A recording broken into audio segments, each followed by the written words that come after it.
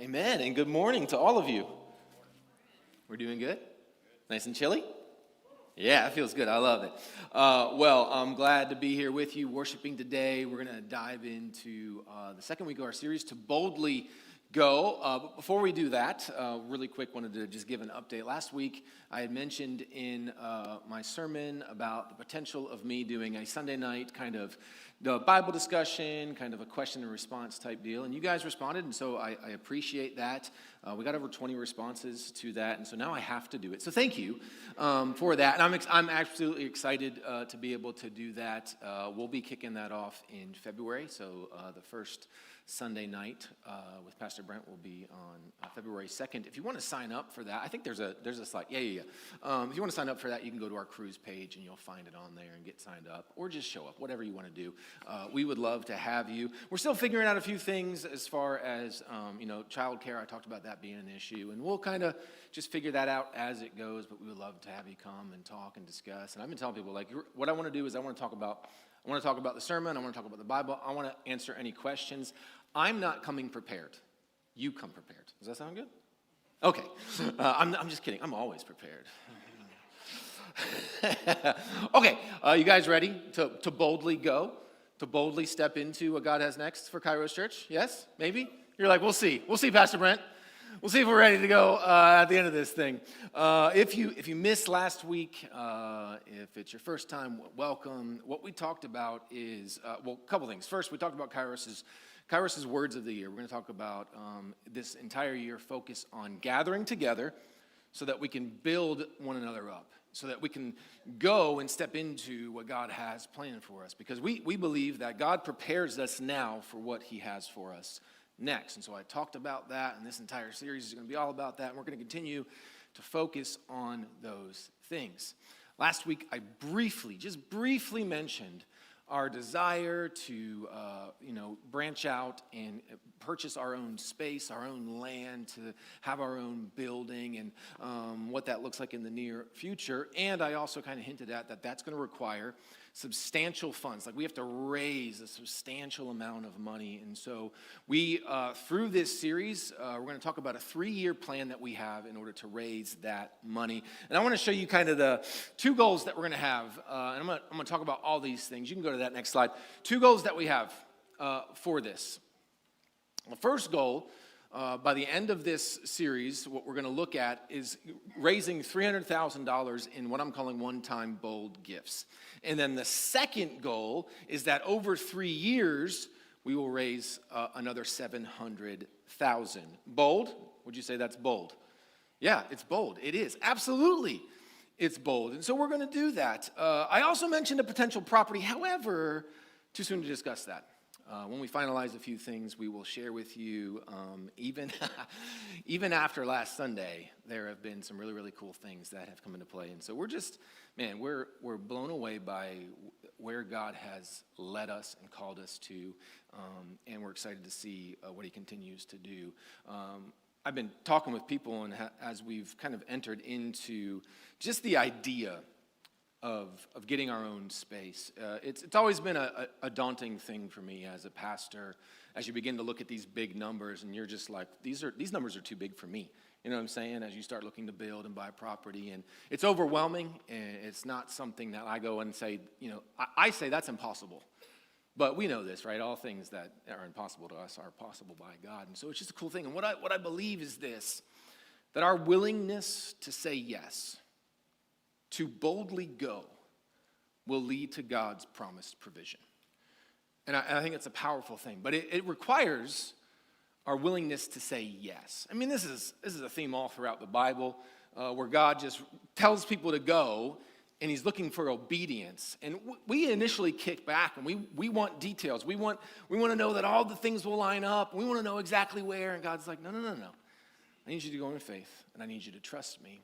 And if you are willing to do that, to go where I'm lead, the provision will come. What we're going to do is we're going to spend the majority of our time looking at the book of Nehemiah. If you've never studied Nehemiah, it's an amazing book, and it's really, really exciting. And there's this just focus on, going and building and doing what God calls you to do. We'll probably kind of venture into a few other books. We'll look at the book of Ezra, which is right before Nehemiah. We'll look at some other characters that God called to go, like Moses and Abraham. And maybe we'll even dive into some New Testament stuff, all of which these stories showcase a bold willingness to go when God says go. Now, of course, the majority of our time will be spent on focusing on what Kairos is going to do. But please know that as we talk about a collective as a church body, I also want to encourage and inspire you to boldly step into the things that God is calling you to do. Because as we look at Nehemiah's story, it's gonna teach us about boldly going. It's gonna encourage us to accomplish what God has burdened us and called us to do. And along the way, as we look at Nehemiah's story, you're gonna see, man, it requires taking risk, sacrificial moves, experiencing setbacks, and even facing opposition. But all along the way, it's God teaching us and, really building our faith to accomplish what he calls us to do. And so we're going to kind of look at that over the next few weeks of this series. But let's start at the beginning, Nehemiah chapter 1. And ultimately, Nehemiah's story, it starts with a deep burden. He is burdened with something that is taking place. So Nehemiah chapter 1, verse 1. Here's what it says. During the month of Chislev, in the 20th year, when I was in the fortress city of Susa, and one of my brothers, arrived with men from Judah, and I questioned them about Jerusalem and the Jewish remnant that had survived the exile. And they said to me, the remnant in the province who survived the exile are in great trouble and disgrace. Jerusalem's wall has been broken down, and its gates have been burned.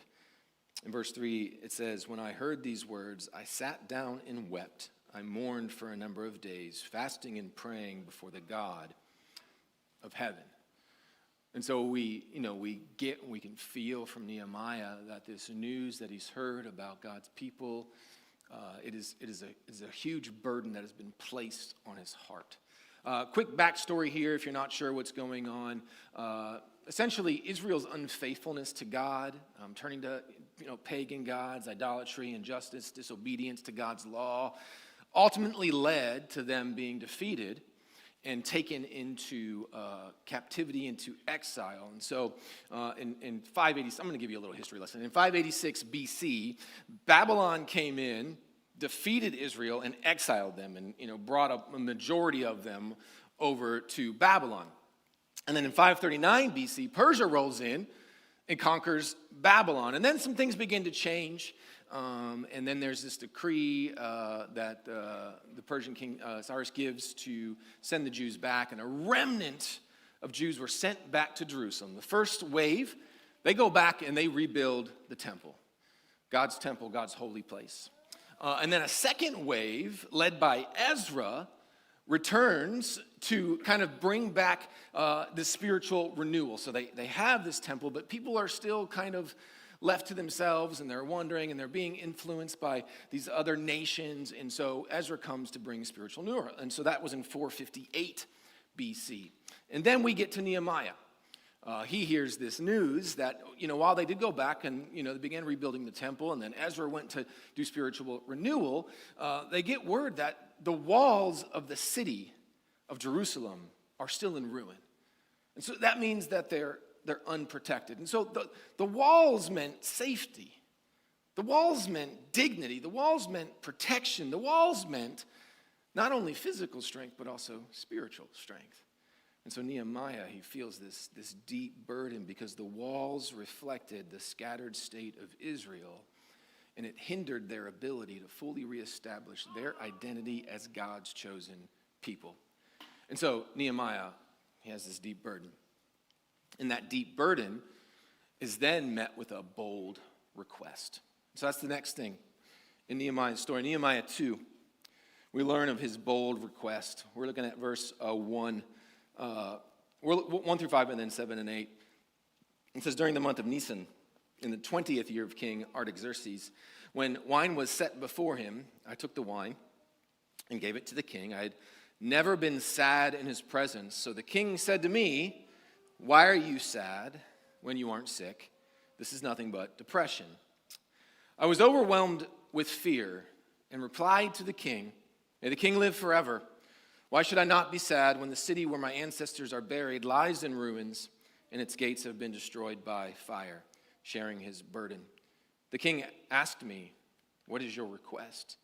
So I prayed to the God of heaven and answered the king, if it pleases the king and if your servant has found favor with you, send me to Judah and to the city where my ancestors are buried so that I may rebuild it. Verse 7 says, I also said to the king, if it pleases the king, grant me safe passage until I reach Judah. And then in verse 8, give me timber to rebuild the gates of the temple's fortress, the city wall, and the home where I live. And the king granted my request, for I was graciously strengthened by God. So this is bold. So three things, three requests. First, I know I'm here and I'm here to serve you and I'm here to work for you, and I know I'm a foreigner and you know that I'm just here and this is great. I don't want to, but I need you to send me. Send me back to where I come from, to my ancestral home, to my people, and let me help them. Oh, also, as you send me, could you also protect me? Protect me. Give me safe passage so that no one hinders us. And if it's not too much to ask, will you also give me provision to do what I need to do when I get there? And again, like Nehemiah is a cupbearer to the king. You guys know what a cupbearer does? He tastes the wine to see if it's poisoned. Essentially, if that's happening a lot, these guys are, it's a quick turnaround. And so, like, this is what he's a servant to the king, and then you have this cupbearer who's bringing these bold requests to a pagan Persian king. And I say it's bold, and we see that it's bold because it starts off in verse 3 that Nehemiah was overwhelmed with fear. I think if you go even further, like Nehemiah states that he's never been sad in front of the king. You go, well, why is that important? Well, because the king doesn't need to be worrying about your state of, like, what I'm saying? Like, that could be something that could get you fired. And so he always shows up either with no emotion or joyful, just to be in the king's presence. And so he's sad and he's fearful, but even in the midst of all of that, he makes this request. Nehemiah knows that this might end badly, but the burden God placed on Nehemiah's heart was greater than the fear of man. And it's such a powerful thing. You see, when God's calling, he will provide what is necessary to achieve it, even if that means favor from a pagan king. And so we get this deep burden that leads to a bold request that lastly leads to bold sacrifice. Because we gotta look at Nehemiah's life. Look at where he's at. Look at the lifestyle he lives. Yes, he is a servant to the king, but he's a servant to the king, right? And so I believe he's living in a place of comfort. His life is probably comfortable. Now, every now and then when he drinks the wine, he probably gets a little fearful that he might die. But for the most part, comfortable. And so he goes from being in the king's court, the royal court, to a place that is broken down and rubble and on the brink of even more destruction. And so comfort to discomfort. Not only that, like he has to travel a very far distance even to get back to where he was. He also goes, and I know he asked for protection, but he knows, like I'm going from being protected. If I'm one of the king's, guys, then I'm good, I'm protected. But now he goes from being protected to being not protected. And you'll see how this plays out as the story goes. He goes from being respected to being disrespected. He goes from a place of royalty to a place of poverty. And there's this sacrifice. And so Nehemiah, he boldly sacrificed in order to step into the burden. So we have this deep burden, this bold requests and these bold sacrifices. We'll unpack those a little bit more. I don't want to get too far ahead of myself, and we'll dive more into Nehemiah's story. But let's bring that to us. Let's bring that to Kairos. Shift from Nehemiah's burden, request, and sacrifice to now our burden, our request, and ultimately our sacrifices.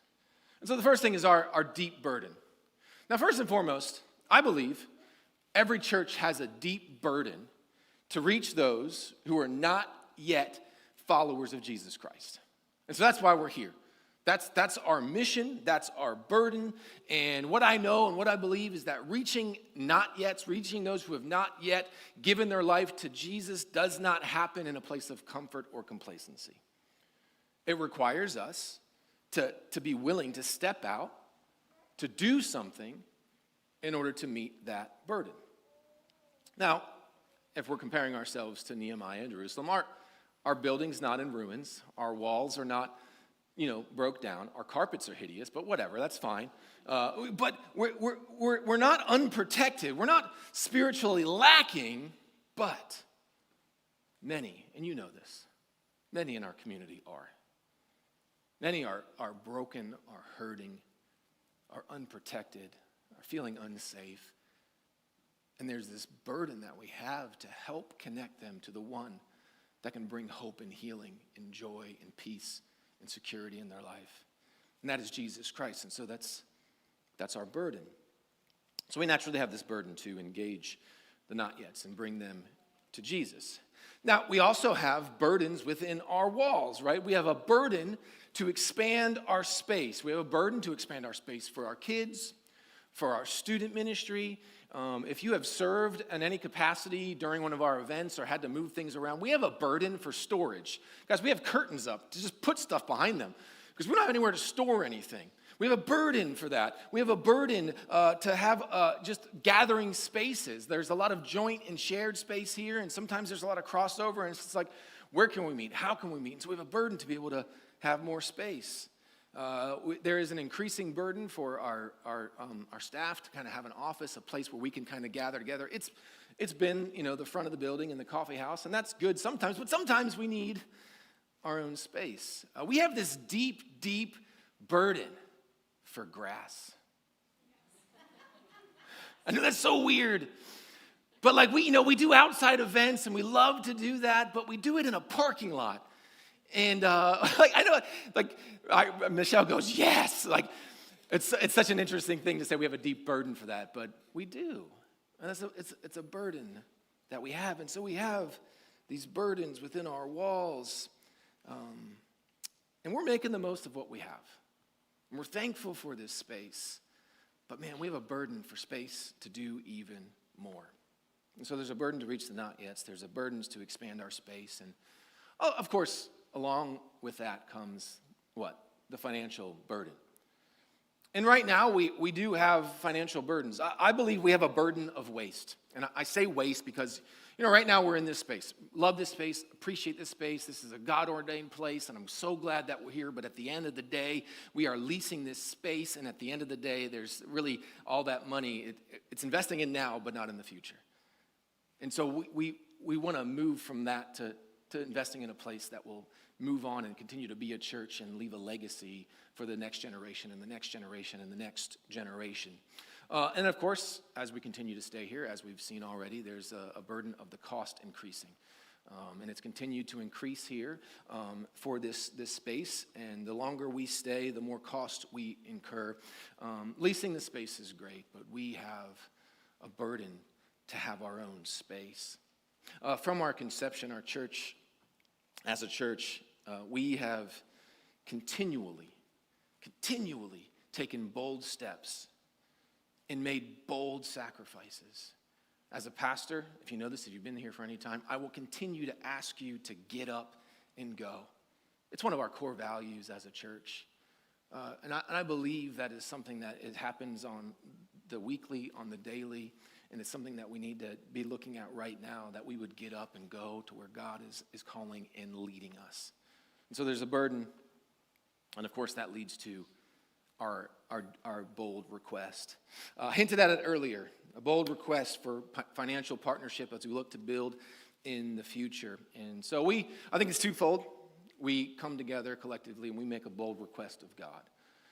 I didn't share it, but in Nehemiah 1, and we'll get into it, Nehemiah goes into this prayer to God, and it's a powerful prayer. And so first the request is to God. Just for provision, for guidance, for discernment, for partnership, all of that. We go to God and just say, hey, we want to do your will, we want to do your work, we want to live on mission for you. And so we go to God first, and then, of course, we as the staff, as the church, come to you, and we make a bold request of you. Because at the end of the day, we can't meet the burden without you. We can't build the burden without you. And so the bold request of you is twofold. It's one of sacrifice and obedient generosity. Sacrificial and obedient generosity. And I talked a little bit about this last week. This is twofold. It's just as much about being obedient in our tithe as it is in being obedient to give above and beyond the tithe to give an offering. And for some, I believe in our campaign, it may just be that God leads you to obedience in beginning the tithe. And maybe you're like, I've never heard that. I don't know what that is. We'll talk about it a little bit more. But what the tithe is it's taking 10% of your income and giving that to God. And so, if that's you, I would encourage you to take a step. Make that your bold move. If you've never tithed, if you've never given, start giving. Begin to tithe. Because in the long run, it's the tithe that continues to allow us to do what God has called us to do here in this space and wherever God leads us in the future. The second part of that, right, if you're tithing, my bold request of you is that you would prayerfully consider how you can give above and beyond that tithe. So you'll continue to give the tithe, and then you'll also give on top of that. So it's 10% given plus an offering.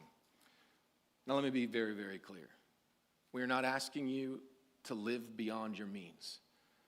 I'm not asking you to put yourself in a bad place, in a bad financial situation. That's not good for you, and I would go as far as to say that's not good for me I don't want that for you. But I do want to encourage you to begin to examine your income and your expenses, and then look on how you can make bold sacrifices in those areas. And so that's the final step, making bold sacrifices.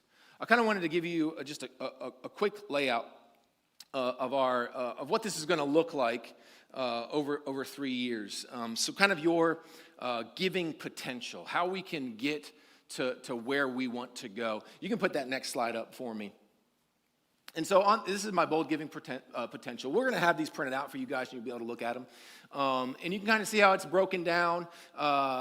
If you give a certain amount a week, how that leads to the amount that you would give over 3 years. And we just gave some basic numbers there. And you can see how those things could begin to add up. And I started doing the numbers and what this would look like and, how many people would we need in order to get here. And so at the end of the day, you'd be like, man, $1,000 a week is crazy. That may be true for you. Doesn't mean it's true for everybody. And so you'll begin to look at that. And we'll examine these things. But I just want you to see, you may be like, it's already difficult for me to give 10%. And now I'm being asked to give more. And what you're going to have to do is you're going to have to look at that, examine that, and really think about what that looks like for you, for your family, and how you can begin to step into what God is calling you to give and the ways that God is calling you to give. So that's just a quick look at that. You see, our giving commitment is going to require bold sacrifices. Sacrificing more than we ever have before, giving more than we ever have before. And it will require us to give up some of our comforts and conveniences. Something that came to my mind is that the more that we are willing to and begin to engage and give to the church, the less time and money we will have to engage and give to other things. And so that's what you really need to begin to look at. Really begin to examine where your money's going the things that you're doing, and how you can begin to shift your priority to make sure that those things are aligning with God and God's vision and God's church and God's people. And it's a huge, huge part of it. Because to boldly go where God is leading, it requires sacrifice. And so Nehemiah, in our story, he had this burden, and he cared enough, first and foremost, to make the request. Secondly, to make the sacrifices of his comforts to boldly go where God was leading. My question for you today is, are you willing to make those sacrifices? I've been in church, serving in church, going to church for many years now, and I know it's easy to get comfortable in our faith. It's easy to get comfortable in our life. It's easy to get comfortable in our work. It's easy to get comfortable in our Sunday worship routine. And I believe that gospel momentum requires bold moves, bold requests, and for us to make bold sacrifices. So let me ask you this question. When was the last time you had a deep burden for something? Or you made a bold request of someone to do something? When was the last time that you had to make a bold sacrifice?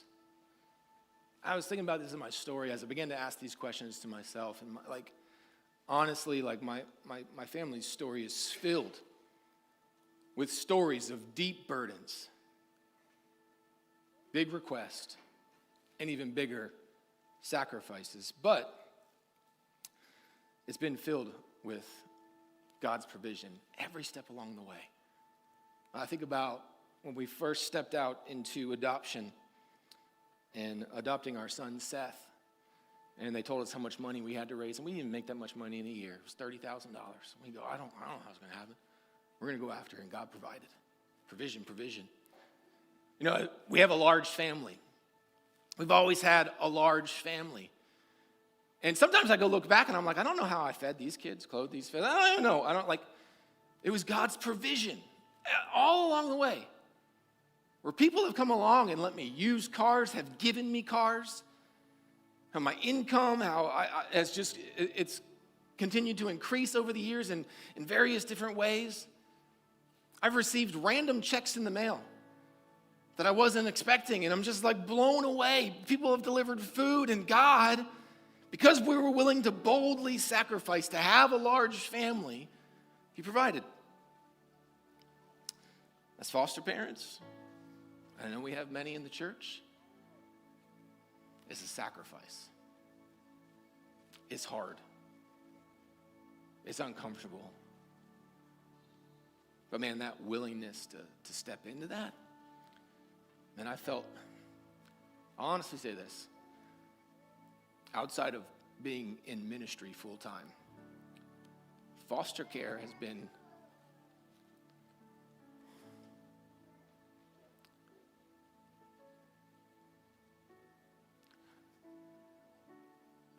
I have felt more blessed in my life and in my relationship through foster care than anything else. There's a burden, there's a sacrifice, but God shows up. And I get to witness beautiful things. Families being reunified. Biological parents getting clean, getting their life together.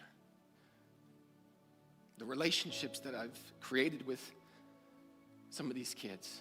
Children coming to know Jesus. The blessings, they far outweigh the sacrifice. Guys, I have so many stories. I could begin to talk about planting this church, and maybe I'll save that for another week, but God has given my wife and I burdens along the way. We've taken bold steps. We've made bold sacrifices, and we've experienced blessing upon blessing upon blessing. Our bold moves have led to God blessing us and caring for us beyond whatever we had comprehended Him to do. What burden has God given you? Maybe there is a burden in the church to serve the kids, to serve the youth. Maybe it's to lead a group. Maybe it's for young adults. Maybe it's to step into prayer, to be a powerful intercessor. Maybe it's Bible teaching. Maybe it's through worship. What is that burden? What is God calling you to step into? Step into. We talked about building up and gathering together. And I believe there's a bold move there for you. And it may require sacrifice. It will require sacrifice. Are you willing to step into it? You probably also have burdens for your community. I've heard, some of you have stepped into these burdens and desire to do more, and maybe it's for the homeless community, maybe it's to start or serve in a food pantry, maybe it's for fostering an adoption, maybe it's to come alongside at-risk moms or caring for the elderly. Like we have burdens that we have in the church, and we have burdens that God's calling us to meet in the community. And here's the deal, the church's burden, deep burden, is for the community it serves. And it is able to best serve and meet the burdens by inspiring, equipping, and mobilizing Jesus followers to go and to meet the burdens that God has uniquely called them to do.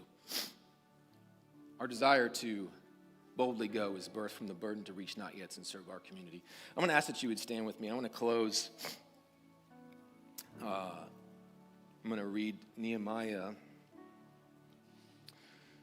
the end of Nehemiah chapter 2, 17 through 20. Here's what it says.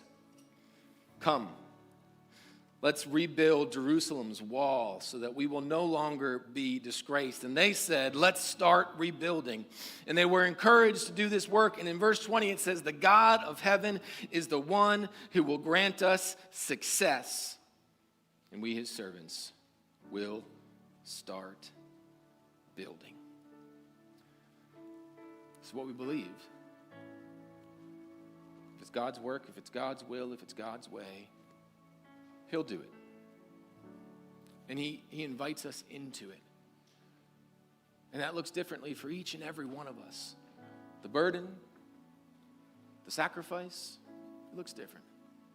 My prayer is that we would be willing to step into his work and then watch how he makes it come to fruition.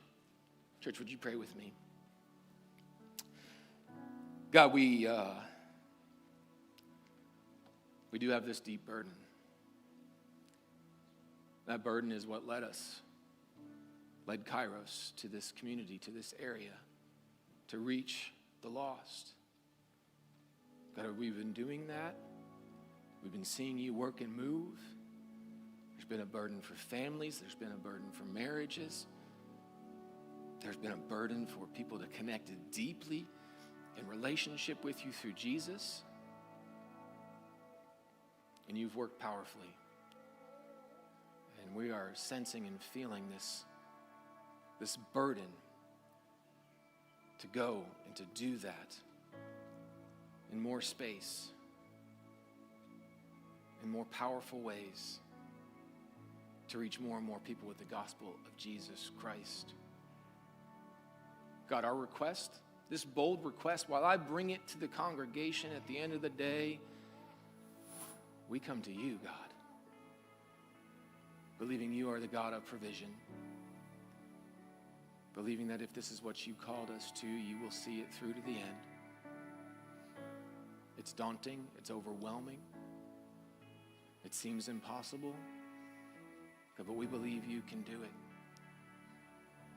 And our request, God, the request of each and every person here, to be financial partners in this burden, God, would you begin to reveal to them, to show them, to challenge them, to convict them on what it is you are calling them to sacrifice in order to meet this burden. God, we're excited. Man, so excited. It's been such an amazing journey as a church, and like for me, many times I come to a place where it just seems unreal. Unreal that where we're at, it's you. Unreal that we're moving to a place where we could potentially have our own property, have our own building, and it's overwhelming sometimes. But God, we're believing that you will do amazing things, and we want to be a part of it. Thank you for giving us this burden, and may we step into it boldly. It's in Jesus' name that I pray. Amen.